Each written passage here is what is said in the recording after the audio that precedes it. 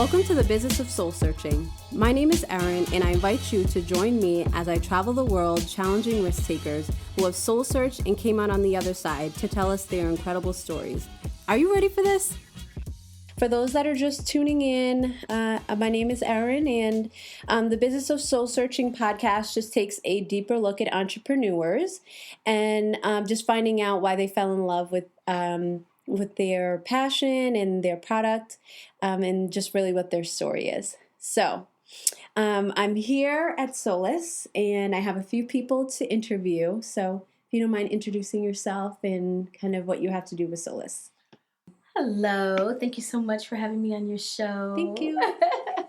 My name is T. Barnes. I'm from T. Barnes Beauty. It's a lifestyle brand. And we have a wonderful organic skincare line, a vegan cosmetic line, Bath and Body, and a fashion line called Global Travel Apparel. Mm-hmm.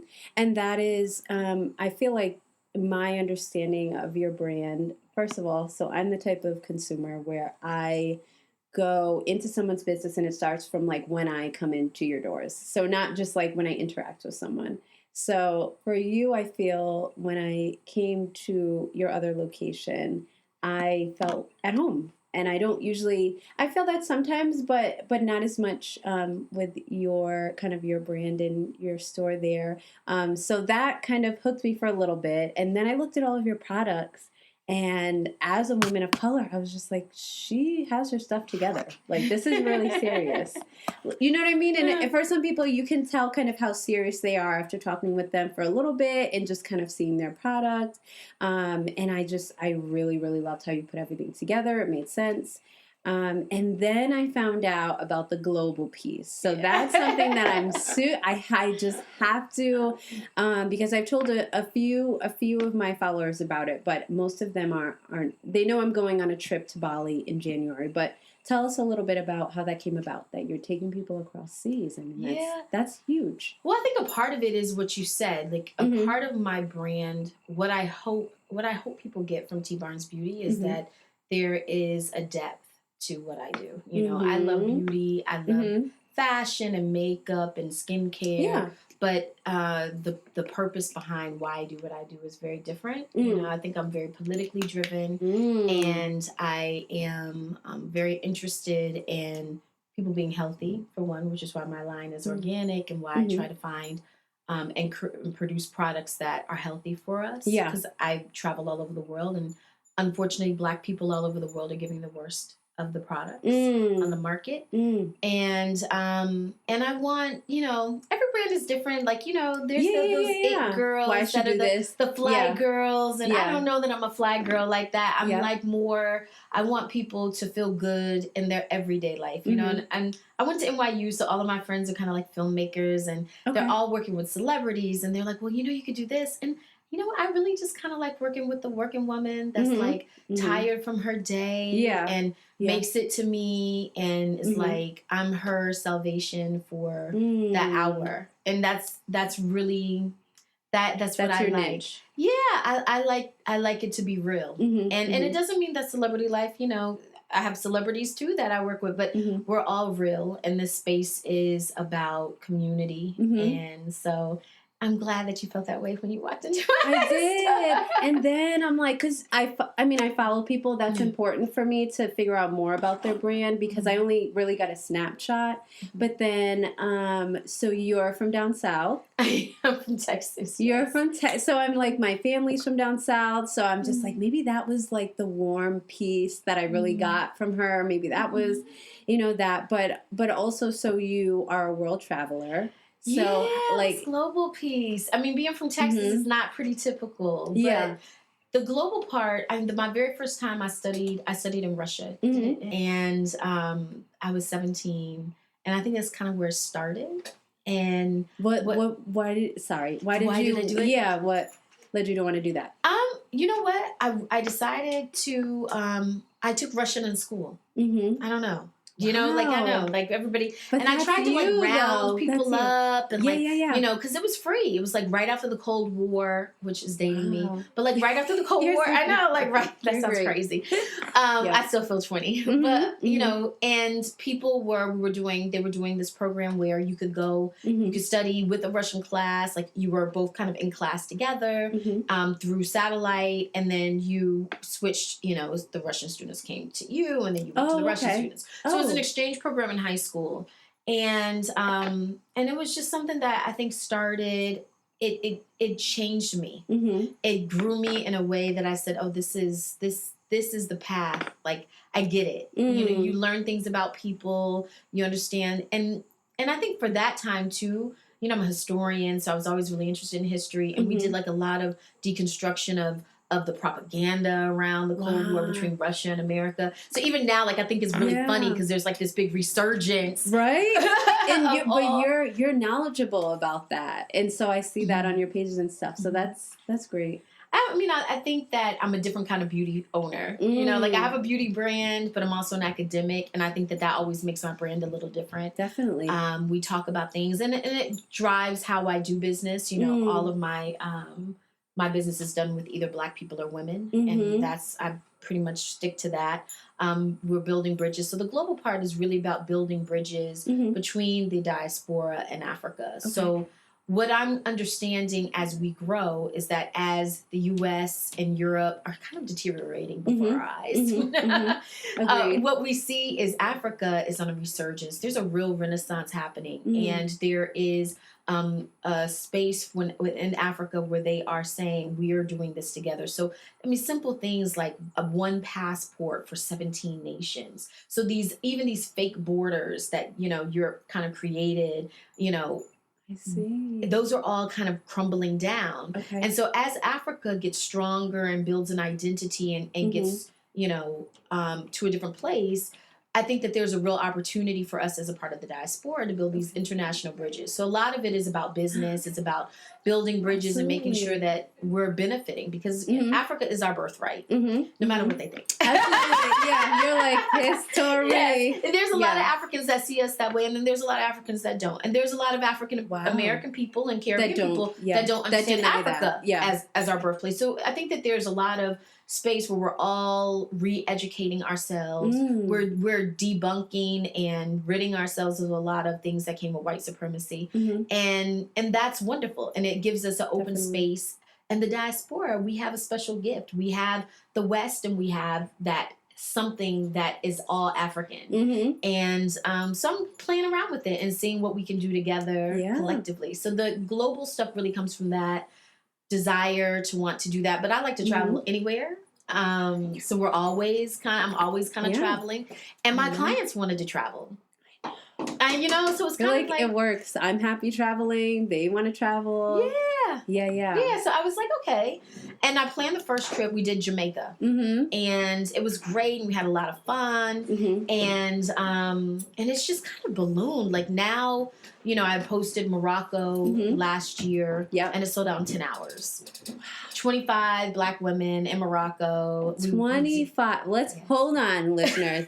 25 people sold out 10 hours to go with you across the seas. I'm sorry, but to me that's huge. I really think that's a big deal. I think what the global part is showing me, I put in a lot of years. You know, I've been doing this since I was 17. So, you know, when you put in the work, and it's a lot of work. Any entrepreneur will tell you that. Like, it takes a long time. This doesn't happen overnight. People look like it. It looks like my it generation is people. very exactly. Yeah, it looks like to people that it happens overnight. I don't know why people do that though. Why do they? If that's not what happened, why do they show that for younger generations? Oh yeah, the glitzy part and like. I think it's just what you see because you don't. You don't look farther.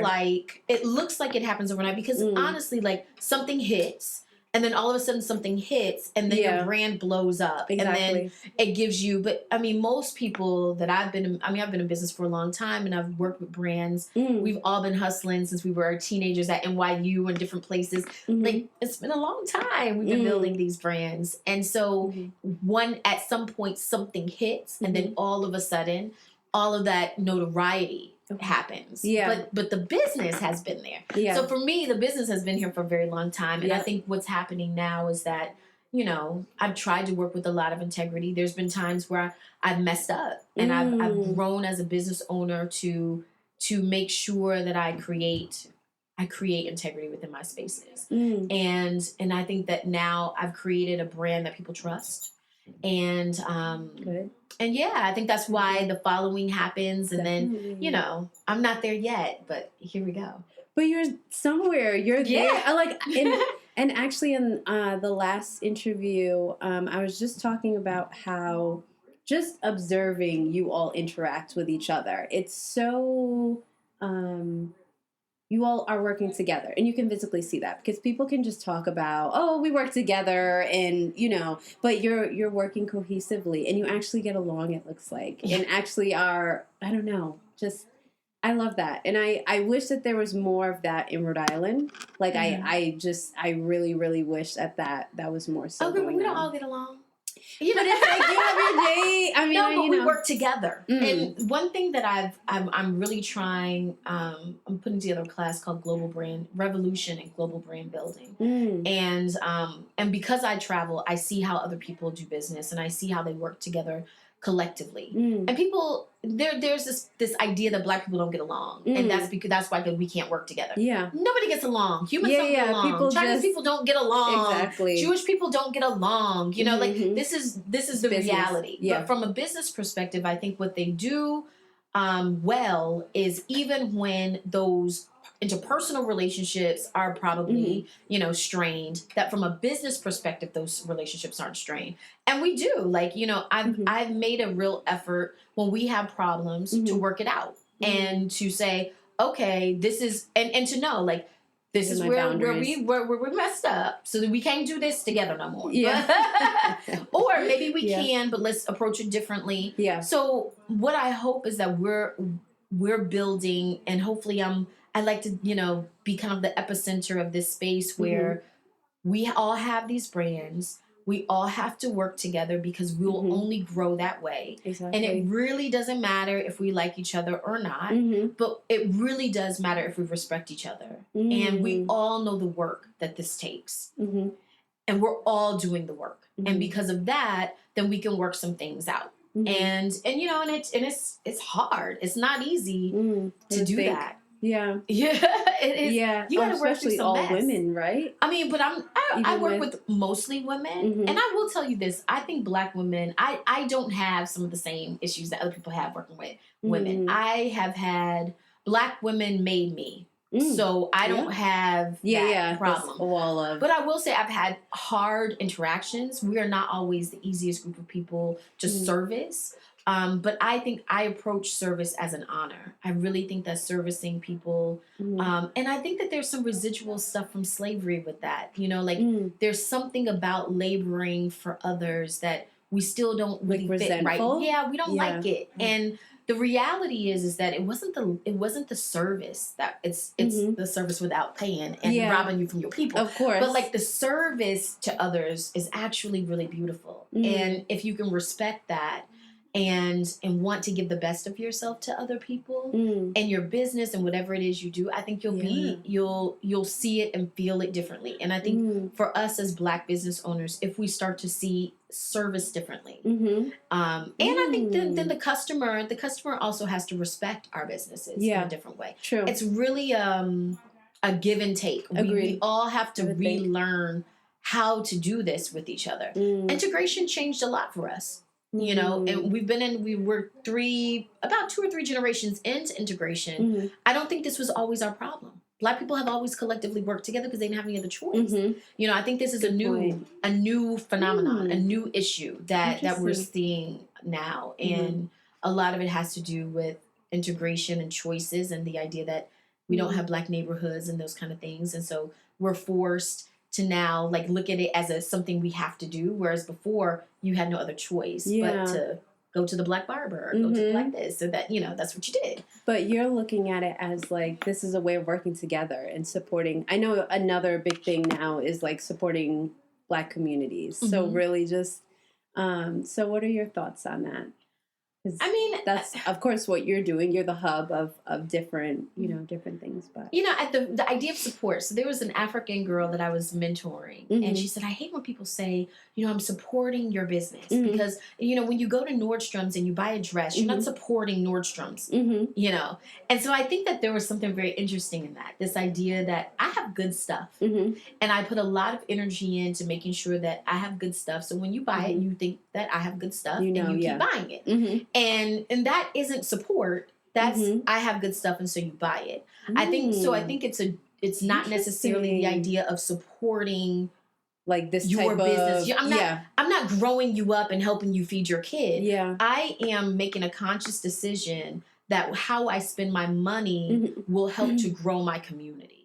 And it takes it out from this very interpersonal, then if I don't like you, then I don't buy your product because now I'm not supporting you. That's the problem I'm having. You don't like Target sometimes, and you still go back to Target. Yeah. So I think that if we get it out of the realm of this idea that we're supporting each other, like it's a personal thing, and we look at it from a community perspective, we say, where is it that we want to be? I mean, we want political equity. And we can't have political equity without resources. And if we want resources, then we need to make sure that we commit ourselves to providing resources within our community so that we have a political voice. I mean, it takes money to have a political voice.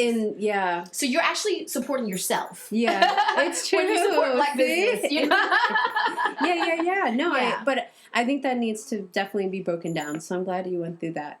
And another thing also that I like is that it seems when raising your child, you're also educating her on this. And I love that. I love that. So what are kind of your thoughts on that? Like, why do you feel like it's so important to just catch her up on what you're doing and why you're doing it?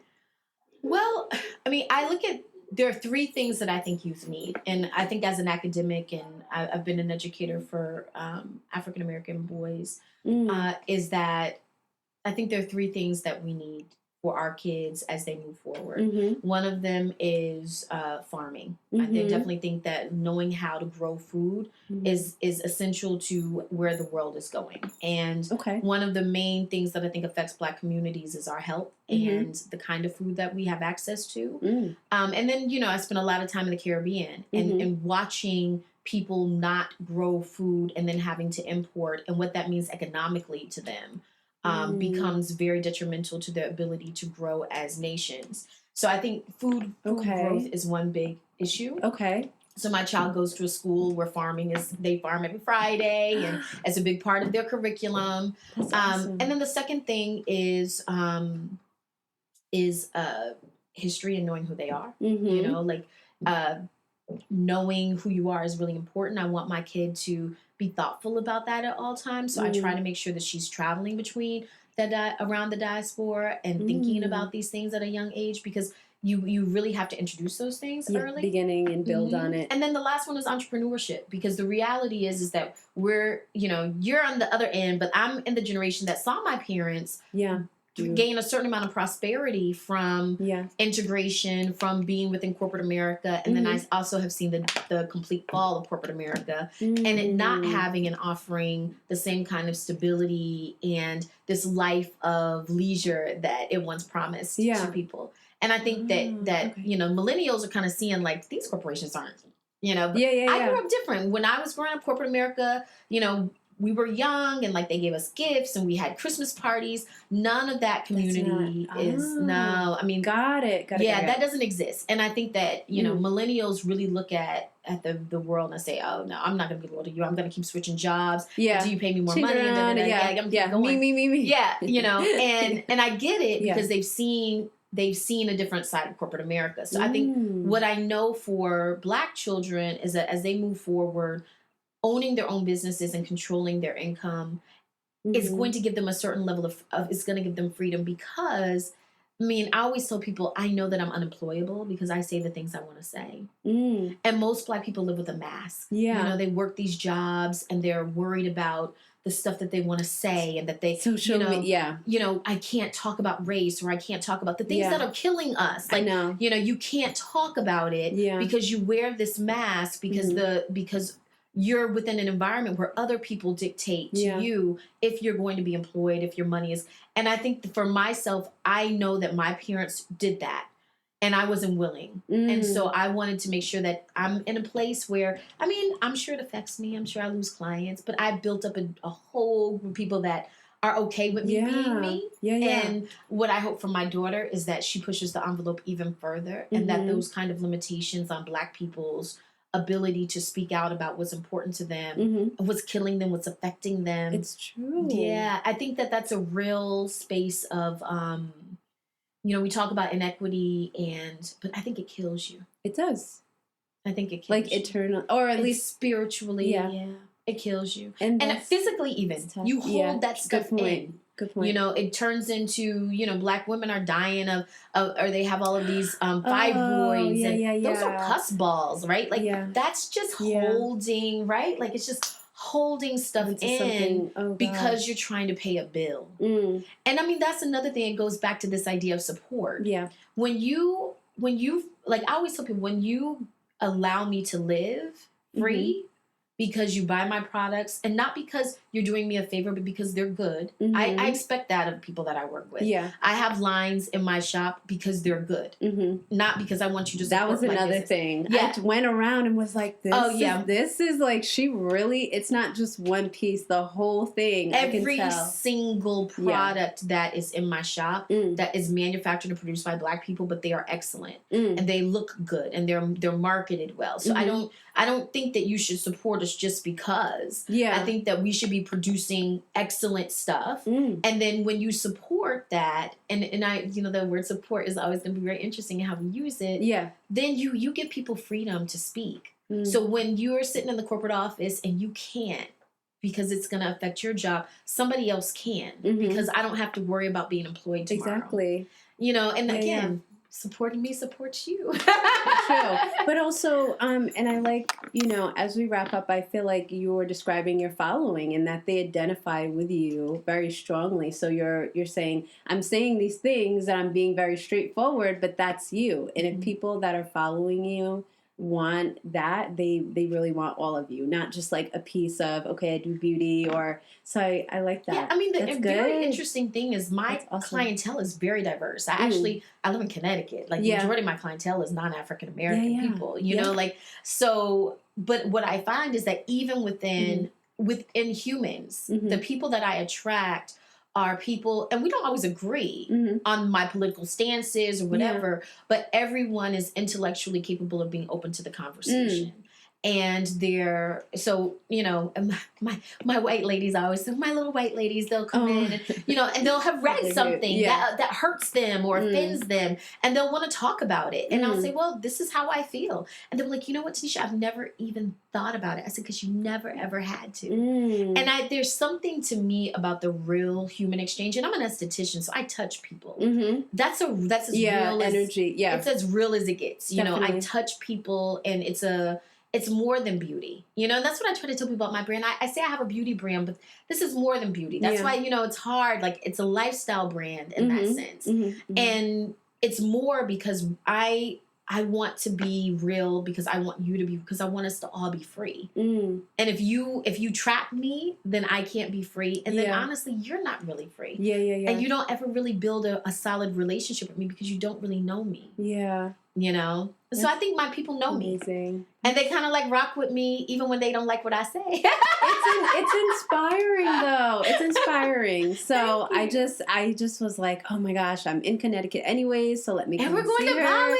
That's going to be so much fun. It's really going to be fun. Yes. And so of course I'll be, obviously I'll be building my podcast in the meantime, and then I'll just try and get some interviews there. We'll see how it goes. Maybe we'll get some good shots of you around the. I know, and I just love this like commerce piece of like just thinking of how other people do business in different countries. That just, I don't know. That I really, think that's the difference with the T Barnes trip.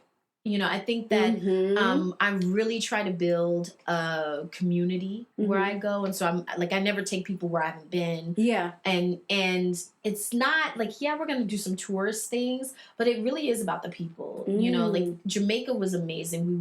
We stayed in like a Rasta village, and the place that we stayed was all gourmet food. Everyone grew all of the food that we ate that was grown there. Wow. We walked up into a mountain to this man who has literally lived off the earth for 25 years through sugarcane fields that slaves used to grow.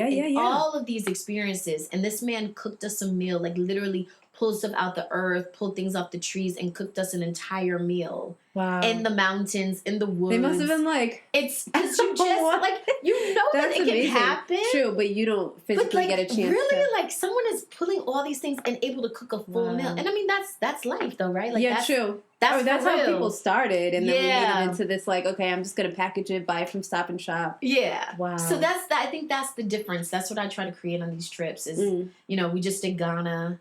And Ghana was amazing, Accra is just dope. The city life is great. The party life is great. Yeah. And it's Black people on billboards and it's just fun. And then we went to, Cape Coast and we walked the same path that they would take slaves, enslaved people. And they walk them in chains for days and months. So you can imagine, like, some people don't make it. And when they finally get there, they take them down to this river. Okay. And it's the last bath. And then after they bathe them, then they oil them up and brand them. And we literally walked through the same path on the same grass and the same dirt and earth into that and got in the river. Wow. Yeah. It was, and those are like... That's not you. Yeah, that's you. It's tourism, right? Yeah. But not. I'm just. That's not. The history is. That's a T Barnes trip. Yeah. So I'm very excited, and I knew, but even just hearing that, I love that. I'm excited. I feel like I picked the right trip because you can always go with your friends but I knew I was like, this is going to be a well thought out trip and meaningful. So. Yeah. Well, thank you so much. Let my followers know kind of just how to find you if they're interested. There's website, and if they're like, wait, millennials, is there? Okay, let me think. Let me think. or like one way, and then they can connect. Well, T Barnes, my website is www.tbarnesbeauty.com. Okay, and really, you can pretty much find Solace things on there, my boutiques in the Caribbean there, and all of the products that T Barnes offers. And everything really through social media, Facebook, Instagram, Pinterest, all those things are all at T Barnes Beauty. Okay. And so that's how the world finds me through social media. Thank you. And that concludes another exciting episode of The Business of Soul Searching. If the content discussed in this podcast interests you, please contact me at thebusinessofsoulsearching@gmail.com. Also, make sure you subscribe. And most importantly, take a calculated risk this week. Don't do it for me, do it for you.